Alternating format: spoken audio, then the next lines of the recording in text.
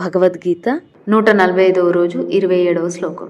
ప్రకృతేః క్రియామనాని గుణైః కర్మాణి సర్వశః అహంకార విమూఢాత్మా కర్తాహమితి మన్యతే.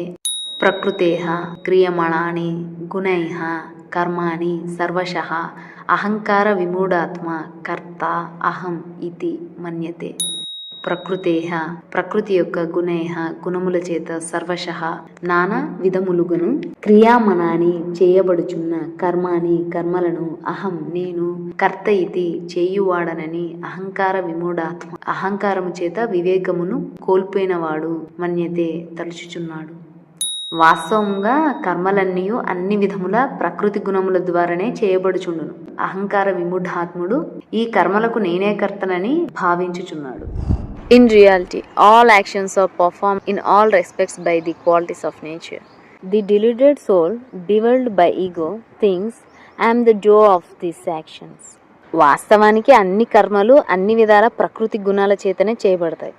అహంకారంతో మోహితుడైన అజ్ఞాని ఈ కర్మలను చేసేవాడి నేనే అని భావిస్తాడు.